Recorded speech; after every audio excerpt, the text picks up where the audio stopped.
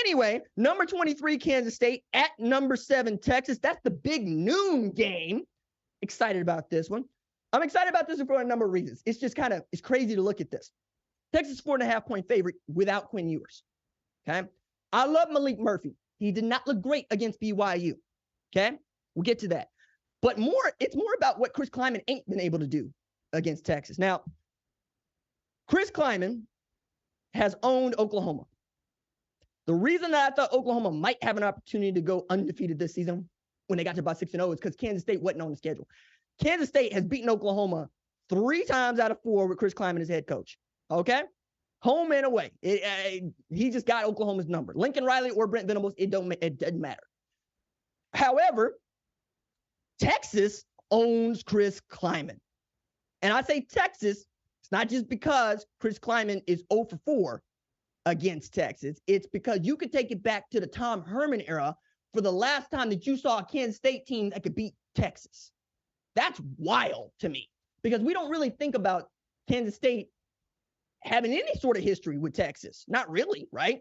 And then add to this, oh yeah, Kansas State is the defending Big 12 champs. Oh, they have decided to start playing like they are the defending Big 12 champs as they put 41 up on Texas Christian and allowed 3.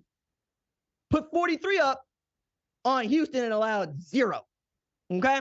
Like, they've been putting it together here. Now, I'd also add in this that Kansas State is going to catch Texas at a very unique time. Another reason I got them real problem being number 7. All right, not just you ain't got Quinn Ewers, okay?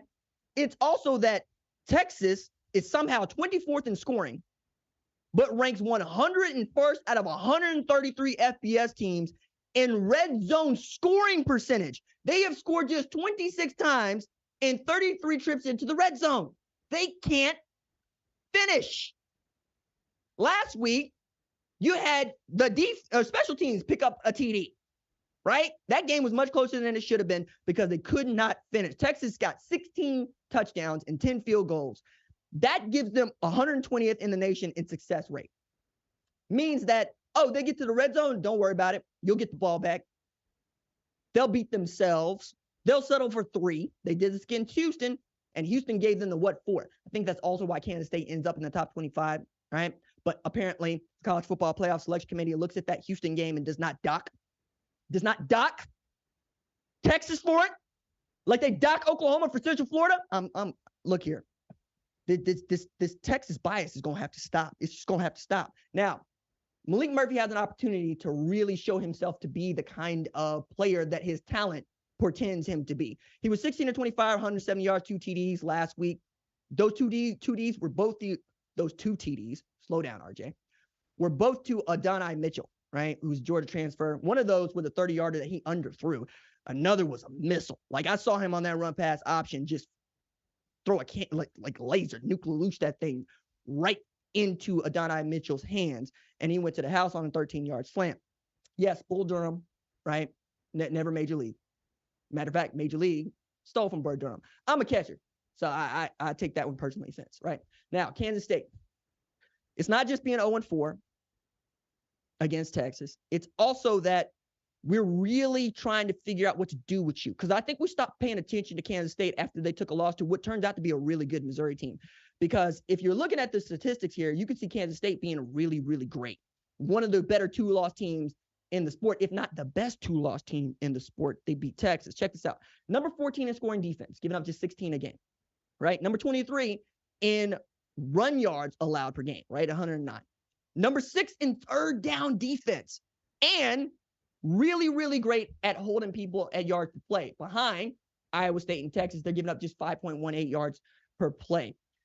I think if the defense does what it's supposed to do, and Chris Klieman gets to do really some cool stuff with Will Howard and Avery Johnson, it's not hard to see how Kansas State gets Chris Klieman his first win against Texas, because Will Howard has been outstanding, right? But Avery Johnson being able to come in there and just run the football has been great for them too. I mean, when they beat Texas Tech 38-21, Avery Johnson rushed for 5 TDs in one game, right? Texas Tech, we still don't know what to do with them. They're up, they're down. But they also got another tailback that can help them with that in DJ Giddens, who's averaging 6.2 yards per carry and is this close to having a 1,000-yard season from scrimmage between rushing and receiving. I'm not so certain that Kansas State can't somehow find themselves in the Big 12 championship again, just kind of like they did last year, where they just kind of appeared there and then all of a sudden beat Texas Christian.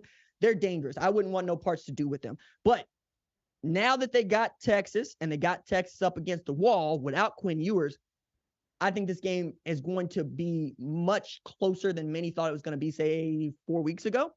And I'm going to go ahead and pick Texas in this, but I'm doing that mostly on the strength of what the defense has done, right? In spite of what the offense has done. I think Texas has a better defense than Kansas State.